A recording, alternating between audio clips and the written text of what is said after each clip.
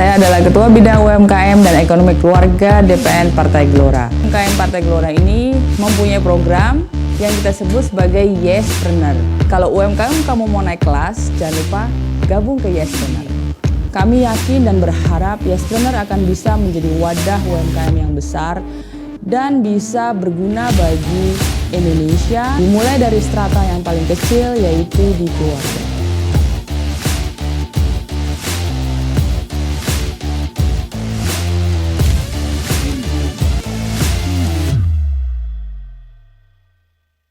Oke, Assalamualaikum warahmatullahi wabarakatuh.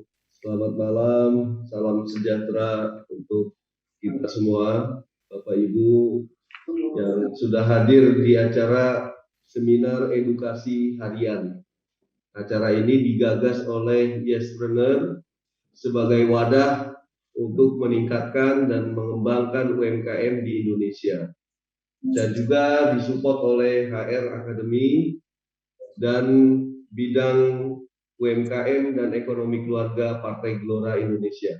Acara hari ini membahas tentang GMP ya, atau Good Manufacturing Practice ya.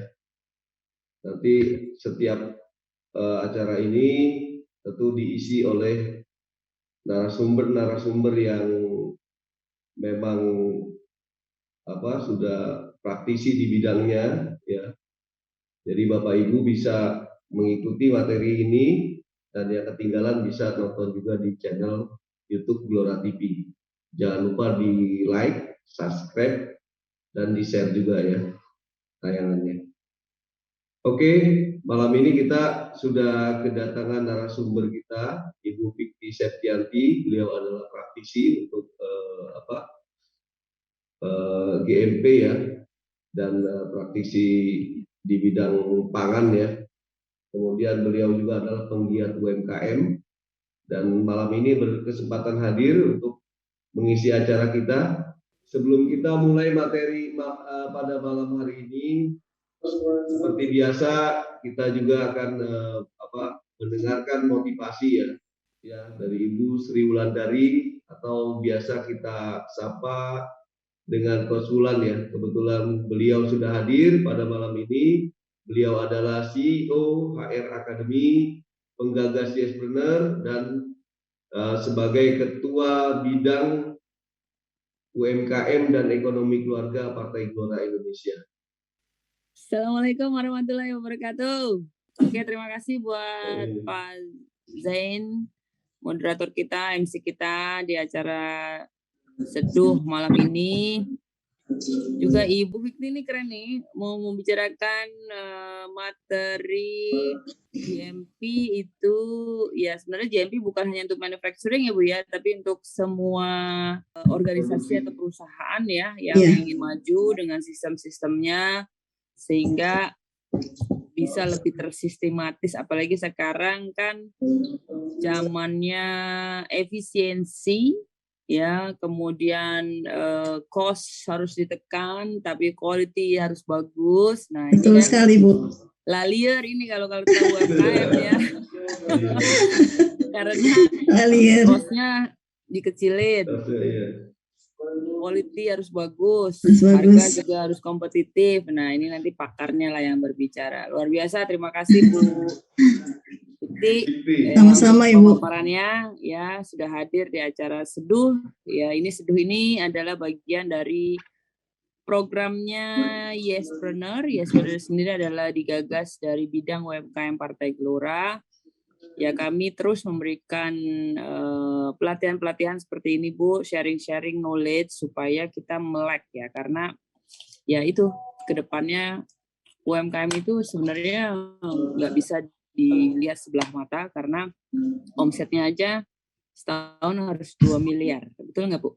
Iya, sekarang sudah penggerak ekonomi itu Bu, UMKM Bu. Iya, jadi karena omsetnya itu sudah dirubah sesuai PP nomor 7 tahun 2021 bahwa UMKM itu bukan 300 juta lagi tetapi 2 miliar, sehingga artinya ini perusahaan sudah organisasi ini harusnya besar gitu. Bagus juga ketika Ibu Fikri mau memberikan pemaparan mengenai GMP untuk diterapkan di UMKM. Saya juga penasaran Ibu.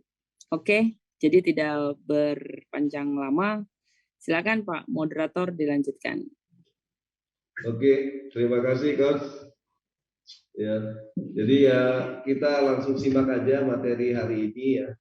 Kayaknya materinya padat ya. Tapi mudah-mudahan bisa Cukupi waktunya ya. Ya, dicukupi waktunya. Kayaknya udah dikunyah-kunyah sama Bu Fikri ya. Jadi kita bisa menikmati materi ini lebih cepat ya. Ya. Oke, baik. Kami persilakan kepada Bu Fikri ya untuk memberikan materi pada sore hari ini. Terima kasih, silakan. Baik, sebelumnya terima kasih sekali untuk Coach Wulan, untuk Pak Zen juga atas kesempatannya kepada saya untuk bisa sebenarnya sih hanya share ilmu yang selama ini udah saya dapatkan ya Pak ya. Selama kurang lebih 22 tahun saya bergerak di industri dan juga sebagai konsultan juga untuk keamanan pangan. Nah itu mungkin sekarang ini saya bisa coba bantu untuk share apa yang saya dapatkan Pak selama saya bergerak di industri ya. Nah ini sesuai temanya hari ini mengenai UMKM menuju standar GMP. Apa sih GMP ini? Ya ini sebenarnya hanya sedikit aja mengenai saya. Ini lebih dari 20 tahun memang saya sudah berkecimpung di industri makanan. Dan juga sebagai konsultan juga. Nah, kalau kita ditanya apa sih GMP itu sebenarnya? GMP itu lebih dikenal sebenarnya itu Good Manufacturing Practices atau sebenarnya itu cara produksi pangan yang baik. Jadi isinya itu apa sih? Itu tuh pedoman-pedoman mengenai cara produksi yang baik dengan cara memenuhi persyaratan yang sudah ditentukan. Apakah GMP ini hanya untuk industri yang besar aja? Ini enggak ya. Jadi GMP ini bisa juga diterapkan untuk industri besar, menengah, kecil maupun untuk yang mikro. Nah sekarang ini kan memang persaingan untuk mutu itu ya antar UMKM mungkin lebih strict ya. Dan Badan POM juga saat ini sudah lebih banyak aturan-aturan yang dikeluarkan untuk mengatur seperti apa sih UMKM itu seharusnya bergerak melalui GMP ini sehingga bisa dihasilkan produk yang aman untuk konsumen. Seperti itu sih. Jadi kenapa harus dilakukan GMP? Nah, di sini kenapa sih UMKM itu harus menerapkan GMP yang seperti tadi ya atau CPPB, jadi cara produksi pangan yang baik. Jadi lebih dikenal dengan CPPB, itu sebenarnya untuk meningkatkan kepercayaan konsumen. Jadi kenapa untuk meningkatkan kepercayaan konsumen? Karena konsumen itu disediakan pangan ya, pangan yang bermutu, terus pangan yang aman untuk dikonsumsi dan memenuhi tuntutan konsumen juga. Kan kalau misalkan kita sebagai konsumen itu inginnya makan itu kan aman ya. Jadi tidak ada kontaminan di dalam makanan itu, apakah dia rambut ataukah barang-barang yang memang tidak seharusnya ada di dalam produk itu. Nah, lalu kenapa sih alasannya UMKM itu harus menerapkan GMP atau CPPB? Itu yang kedua itu memang GMP ini bisa dilakukan untuk pengajuan sertifikat PIRT. Nah, PIRT itu kan diajukannya ke pemerintahan setempat. Lalu untuk apa lagi kalau UMKM itu? Untuk pengajuan izin edar produk. Memangnya UMKM itu mengajukan untuk izin edar produk? Iya, karena ada produk-produk yang memang tidak bisa untuk dilakukan pengajuan sertifikat PIRT. Jadi harus MD number yang dikeluarkan oleh Badan POM. Nah ini kasus-kasus yang mungkin kita masih ingat. Nah yang sebelah kiri ini tak berizin, seperti BPOM itu akan memusnahkan makanan dari makanan bayi, ini Babyluck. Ini kenapa dimusnahkan oleh Badan POM? Karena produk ini produk makanan bayi yang tidak memiliki izin edar. Nah kita sangat mengerti ya kalau bayi itu kan konsumen yang sangat rentan ya, yang sangat high risk. Jadi kenapa untuk mungkin UMKM yang memproduksi makanan bayi itu harus diajukan untuk izin edarnya ke Badan POM. Karena jika tidak ada izin edar dan itu tersampling oleh Badan POM, itu Badan POM bisa memusnahkan produk itu. Lalu mungkin kita juga ingat, nah di sini heboh untuk mie instan asal Korea yang juga mengandung babi ya. Ini terus yang juga ditarik dari pasaran. Nah, atau mungkin kita pernah juga pada saat kita makan gitu ya, itu pernah ada kejadian seperti ini. Jadi di dalam makanan itu ada cicak. Mungkin ini makanya kenapa UMKM itu diharapkan bisa menerapkan GMP ini gitu. Terus ada ulat makanan pada zaman wartawan di Kapolres di Cimory Puncak, ini seperti ini. Ini juga pernah terjadi. Lalu ada temuan rambut juga di makanan seperti ini. Nah mungkin kita juga pernah nggak mengalami ini kalau restoran atau memang kita beli produk tertentu terus ditemukan ini namanya kontaminan. Ini kerugian jika terjadi penarikan produk. Yang pertama jelas itu kerugian finansial. Di sini berapa sih kita sangat mengerti ya berapa biaya yang harus dikeluarkan untuk melakukan penarikan produk dari pasar. Seperti yang kasus yang Babylak itu kan ya, itu mereka harus menarik produknya yang ada di pasaran. Kebayang kalau kita sebagai UMKM yang mungkin belum menjalankan GMP, lalu produk itu sudah kita pasarkan, lalu terjadi masalah di pasar itu dan harus ditarik, itu akan terbayang kerugian finansialnya itu berapa besar. Nah, di sini juga kerugian lainnya itu akan rusak brand atau mereknya. Pelanggan mungkin menjadi tidak percaya juga ya terhadap merek tersebut. Dan hal lain itu yang paling ironiknya itu bisa penutupan izin produksi oleh Badan POM atau Dinas Kesehatan setempat. Cara produksi pangan yang baik, ini sedikit saya kasih insight ya. Jadi cara produksi pangan yang baik ini merupakan persyaratan minimum sanitasi dan pengolahan yang diperlukan untuk memastikan diproduksinya pangan yang aman. Lalu yang kedua, ini pedoman bagi pengolah pangan bagaimana produksi itu secara baik. Itu maksudnya seperti apa? Jadi ini ada tingkatannya untuk kita bisa mencapai keamanan pangan. Yang pertama itu bahan dasar yang baik. Ini bahan kita itu bahan yang baik atau bukan gitu loh. Jadi ini benar-benar harus dipertimbangkan juga, dilihat bahan yang kita gunakan itu merupakan sudah bahan yang baik. Lalu yang kedua mengenai higien. Higien ini kebersihan dari personil yang menangani pangan tersebut. Lalu sanitasinya seperti apa? Jadi ini tingkatannya. Sanitasinya barang-barangnya atau alat-alat yang digunakan itu kebersihannya seperti apa? Ini faktor dari sanitasinya.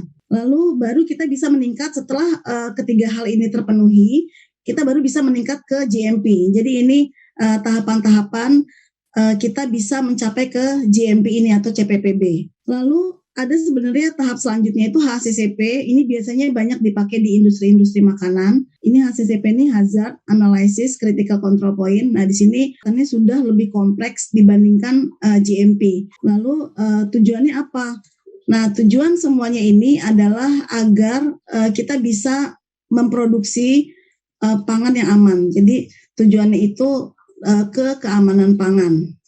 Nah, tadi saya kan mengatakan bahwa UMKM itu bisa untuk mengajukan sertifikat PIRT produk-produknya. Tetapi ada produk-produk UMKM itu yang tidak bisa untuk pengajuan PIRT. Jadi harus melalui Badan POM. Itu melalui pengajuan untuk izin edar dari Badan POM. Nah, sebenarnya apa sih yang membedakan UMKM itu bisa mengajukan untuk sertifikat PIRT dan apa sih persyaratannya industri, maksudnya pengolahan pangan itu tuh UMKM itu tidak bisa untuk mengajukan PIRT. Jadi di sini produk yang bisa untuk izin PIRT itu adalah produk yang mempunyai masa simpan kurang dari 7 hari. Jadi ini bisa diajukan untuk izin PIRT.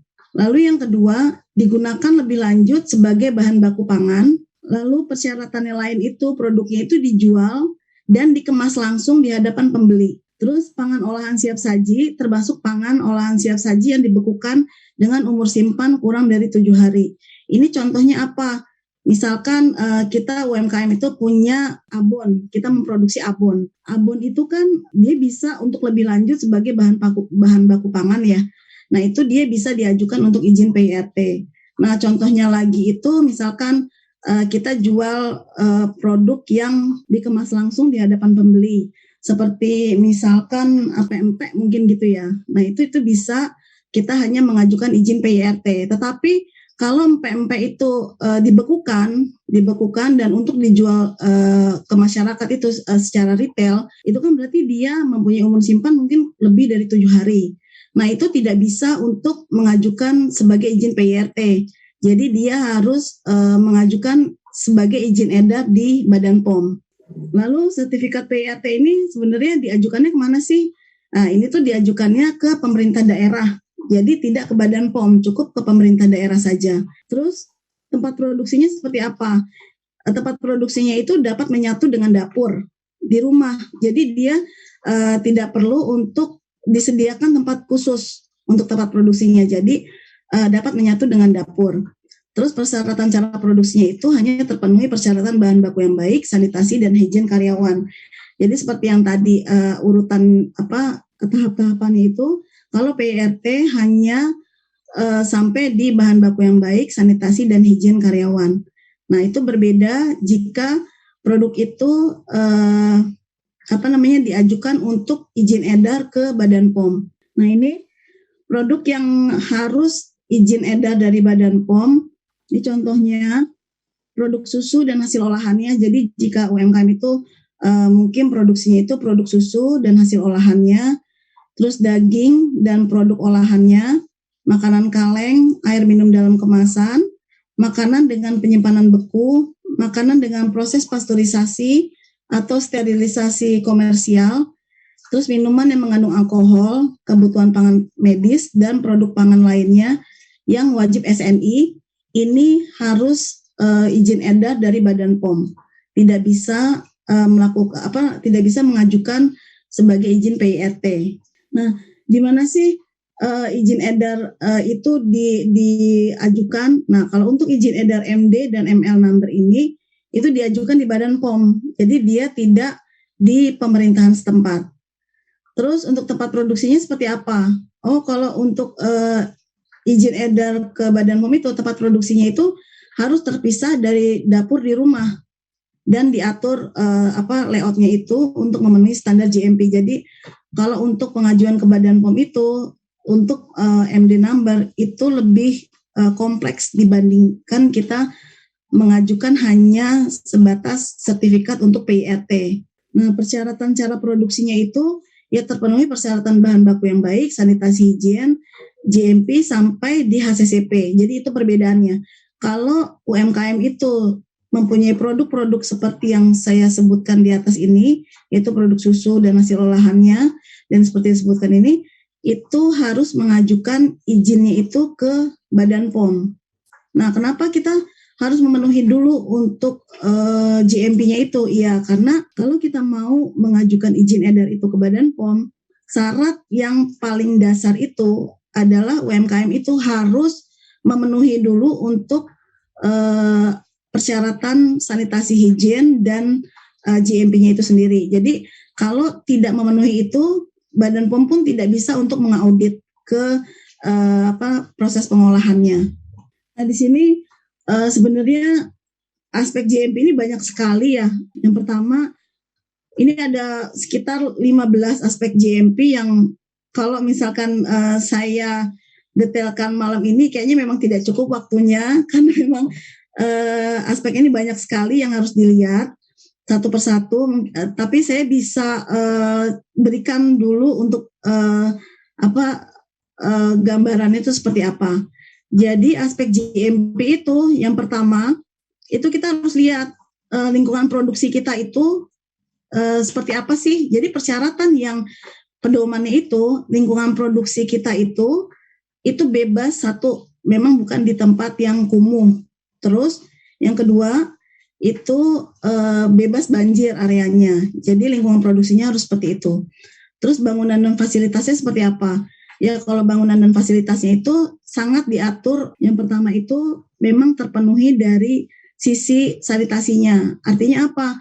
Kebersihannya itu dan kualitas bangunannya itu memang harus diperhatikan sekali.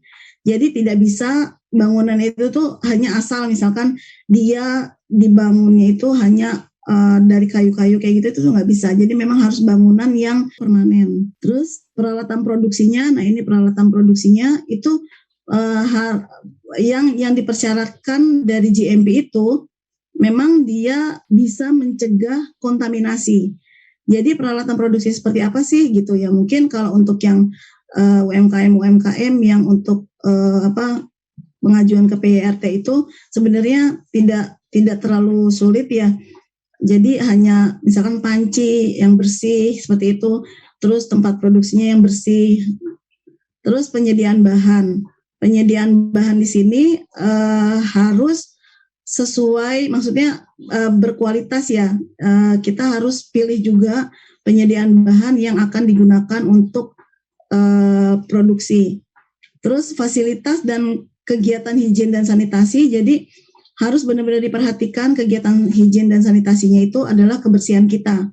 Jadi kebersihan kita itu yang menangani produk itu seperti misalkan harus cuci tangan, terus harus memakai hairnet, terus harus memakai sarung tangan seperti itu harus diperhatikan juga. Nah, yang aspek ke-6 itu pengendalian hama, itu kita juga harus perhatikan juga untuk di lingkungan kita itu memang tidak ada hama yang bisa mengkontaminasi ke produk yang kita mau hasilkan. Lalu aspek yang ke-7 itu mengenai kesehatan dan higien karyawan. Nah ini sebaiknya itu untuk kesehatan ini karyawan yang memang dia sedang sakit, flu, atau yang penyakit yang diare seperti itu dia tidak, itu syaratnya ya, tidak diperkenankan untuk menangani untuk produksi makanan itu. Terus pengendalian proses ini di sini maksudnya seperti apa kita bisa mengendalikan proses itu sehingga bisa dihasilkan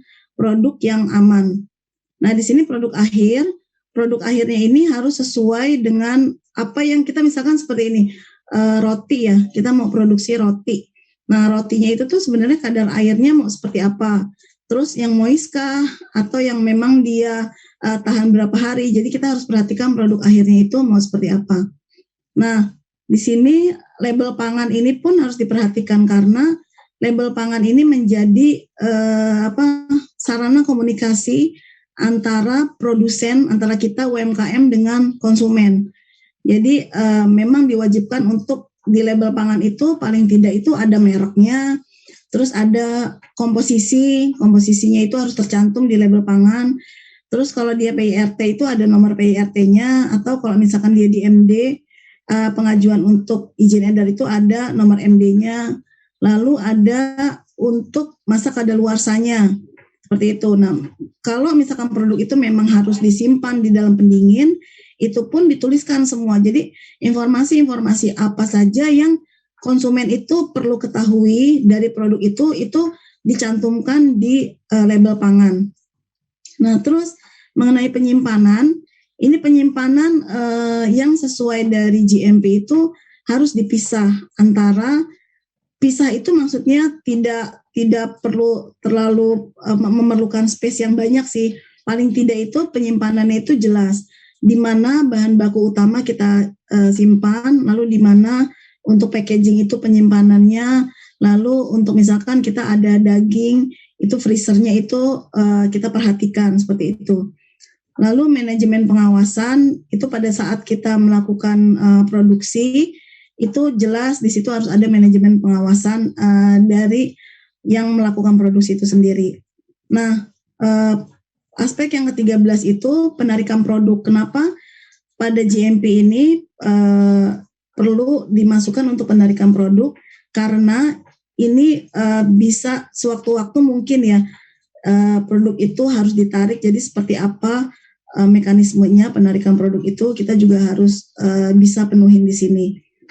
Nah, aspek yang ke-14 ini mengenai pelatihan karyawan. Jadi memang pelatihan karyawan ini perlu dilakukan agar karyawan itu pun bisa memproduksi atau menangani pangan itu sesuai standar GMP. Jadi bukan hanya pemiliknya saja, pemilik UMKM-nya itu, tetapi karyawan yang menangani produk itu semua itu harus dilakukan untuk pelatihan GMP atau sanitasi higien itu. Nah, aspek yang ke-15 itu mengenai pencatatan dan dokumentasi. Ini sangat diperlukan karena kita bisa nanti untuk menelusur misalkan terjadi masalah pada produk itu hal apa sih di situ, ada masalah apa. Nah, itu bisa tertelusur jika kita melakukan pencatatan dan dokumentasi. Dari GMP itu sendiri sebenarnya ada tingkatan persyaratannya. Itu yang pertama itu harus. Jadi persyaratan yang mengindikasikan apabila tidak dipenuhi akan mempengaruhi keamanan pangan secara langsung. Jadi seperti gini, misalkan di produksi kita itu dapur yang UMKM itu dekat dengan toilet. Nah, itu tidak diperbolehkan. Karena apa? Toilet itu sendiri itu kan banyak bakteri-bakteri ya. Jadi nanti kalau misalkan ada personil yang keluar masuk dekat dengan area pengolahan, itu bisa menyebabkan kontaminasi ke pangan. Jadi persyaratan itu yang harus dipertimbangkan juga oleh UMKM. Persyaratan yang mengindikasikan apabila tidak dipenuhi akan mempengaruhi keamanan pangan secara langsung. Jadi itu akan langsung ke pangan karena kontaminasi bakteri itu kalau sudah sampai di pangan terus kita jual dengan waktu, misalkan dia waktu simpannya itu sampai 6 bulan. Itu kalau cara penanganannya tidak baik, itu bisa cepat rusak. Nah, itu tingkat persyaratan GMP itu yang pertama harus. Lalu yang kedua seharusnya persyaratan yang mengindikasikan apabila tidak dipenuhi mempunyai potensi yang berpengaruh terhadap keamanan produk. Contohnya gini, persyaratan lab ya. Jadi UMKM itu perlu nggak sih lab seperti itu? Nah, memang lab itu diperlukan, tetapi kalau memang kita tidak mempunyai lab di tempat pengolahan kita pun tidak masalah. Kita bisa menganalisa produk itu di luar, di lab eksternal gitu loh. Jadi itu tidak perlu untuk lab itu kita ada di area, maksudnya di area pengolahan kita. Terus yang ketiga itu dapat itu persyaratan yang mengindikasikan apabila tidak dipenuhi mempunyai potensi yang kurang berpengaruh terhadap keamanan pangan. Contohnya itu kalau dapat itu tadi yang roti ya. Misalkan roti, kita kan kadar airnya itu seperti apa gitu loh. Kalau misalkan kadar airnya itu ketinggian gitu, itu memang kurang berpengaruh saat itu kan. Saat itu tuh kurang berpengaruh untuk roti menjadi rusak. Tetapi pada saat roti itu disimpan selama masa simpannya itu 7 hari, jika dia kadar airnya terlalu tinggi, nah itu akan mempengaruhi mutu roti itu sendiri. Mungkin roti itu akan menjadi cepat jamuran, rasanya jadi kurang enak. Jadi itu di situ yang memang harus dipertimbangkan juga oleh UMKM. Untuk personal hygiene yang bisa diterapkan oleh UMKM dalam memenuhi untuk personal hygiene-nya. Di sini bisa dilihat, mungkin bisa memakai untuk yang topinya. Topi ini untuk menghindari kontaminasi tadi rambut ya yang saya tunjukkan di gambar awal. Lalu di sini juga kita menggunakan celemek gini, itu juga diperlukan untuk memenuhi personal hygiene-nya. Lalu di sini juga untuk alat-alat, maksudnya seperti jam, itu memang tidak diperkenankan untuk digunakan pada saat kita memproduksi atau melakukan pengolahan pangan. Lalu di sini juga untuk yang kuku, ini kuku juga tidak diperbolehkan untuk panjang. Nah, di sini guidance-nya itu bisa kita lihat di personal hygiene ini, seperti itu. Jadi di sini juga menggunakan sepatunya itu sepatu yang memang khusus untuk produksi. Lalu pakaian yang digunakan itu diharapkan juga tidak dalam kondisi yang sobek seperti ini. Karena apa? Karena dengan sobek ini juga ini ada potensi untuk mungkin mengkontaminasi ke produk pangan itu sendiri. Nah, ini yang harus diperhatikan untuk kesehatan dan higien karyawan. Ini kesehatan dan higien perseorangan adalah kunci mencegah kontaminasi produk. Jadi sangat tergantung pada kebiasaan manusia. Memang yang itu memang kadang sulit untuk dirubah ya, seperti kebiasaan cuci tangan. Terus jika tangannya itu memang sudah terasa kotor, kita harus langsung melakukan cuci tangan. Agar apa? Agar produk yang kita hasilkan pun itu menjadi baik, tidak terjadi kontaminasi.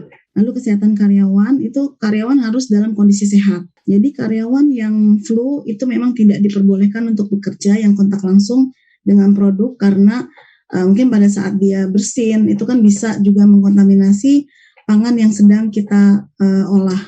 Nah, ini mungkin sedikit gambaran untuk seperti apa sih kita bisa melakukan GMP itu seperti untuk di UMKM yang industrinya itu kecil atau mungkin mikro. Nah, di sini memang harus dipisahkan antara area penyimpanan. Ini tidak bisa disatukan. Area penyimpanan dingin, di sini kita bisa lihat ada kulkasnya. Terus di sini mungkin bisa kita tempatkan untuk bahan-bahan lain seperti bumbu gitu. Tapi yang pasti area penyimpanan untuk bahan baku, jika dia memang bahan baku yang perlu beku, terus bahan-bahan kemas atau bumbu-bumbu itu memang harus dalam posisi terpisah. Terus di sini kita bisa lihat area produksi seperti apa. Oh, kalau itu ya area produksi, sebenarnya kalau kompor ini pun untuk yang industri kecil itu sudah cukup disebut dengan area produksi. Tetapi memang kita harus tetap jaga untuk kebersihan di area produksinya ini, di dapurnya ini. Nah, di sini area cuci ini juga harus diperhatikan kebersihannya, sehingga kita sebenarnya nggak perlu terlalu apakah perlu untuk di area khusus gitu loh, nggak juga. Jadi sebenarnya dapur kita sendiri itu bisa digunakan sebagai area proses, tetapi yaitu persyaratan tidak boleh dekat dengan area toilet. Nah, itu yang harus diperhatikan. Terus kebersihannya, terus bahan baku yang digunakan seperti itu semuanya harus benar-benar diperhatikan. Nah, ini untuk yang kalau kita mengajukan ke PIRT. Ini kalau untuk UMKM yang mau mengajukan izin edar produk ke Badan POM, ini sebenarnya agak sedikit kompleks. Jadi benar-benar harus diatur untuk layoutnya, karena dia persyaratannya itu harus memenuhi yang tadi 15 aspek yang saya sebutkan. Jadi flow untuk karyawan masuk seperti itu harus diatur. Terus cara masuk karyawan ke dalam ruang produksi ini pun harus diatur seperti itu. Jadi untuk produk-produk yang diajukan ke Badan POM, persyaratan untuk areanya pun lebih kompleks dibandingkan kita mengajukan untuk sekedar izin yang PIRT saja. Nah, ini menjadi salah satu hal yang harus dilakukan, itu mengenai training cara produksi yang baik untuk personil pengolahan. Jadi harus dilakukan secara berkala, karena karyawan yang kontak langsung dengan produk itu kan kadang-kadang juga suka lupa ya. Jadi untuk mengingatkan mereka juga seperti apa sih higien karyawan itu, diingatkan lagi seperti apa sih GMP, itu memang harus berkala dilakukan training untuk mereka. Nah, ini yang tadi saya sebutkan juga mengenai label produk. Nah, nama produk itu seperti misalnya di sini jus jeruk, ini harus tertulis jus jeruk. Lalu komposisi atau daftar bahan, ini pun harus tertera ada di label produknya itu. Lalu berat bersih, itu harus tercantum juga. Lalu nama dan alamat produsen, di situ juga harus dicantumkan. Terus nomor izin edarnya, kalau misalkan dia PIRT ya dicantumkan PIRT-nya. Misalkan dia MD yang diajukan ke Badan POM, itu dicantumkan untuk MD number-nya. Lalu keterangan kadaluarsa dan kode produksi, itu harus dicantumkan karena konsumen itu memerlukan itu gitu loh. Ini masih baik nggak sih produknya, sudah kadaluarsa atau belum gitu. Untuk di label produk ini, itu memang sebagai media komunikasi antara produsen dengan konsumen. Nah, merek produk yang diajukan ke Badan POM itu harus disertai dengan sertifikat merek dari Kemenhumkam. Jadi kalau teman-teman di sini mungkin ingin membuat label produk yang akan diajukan ke Badan POM itu sedapat mungkin saran saya tidak mengambil dari internet ya.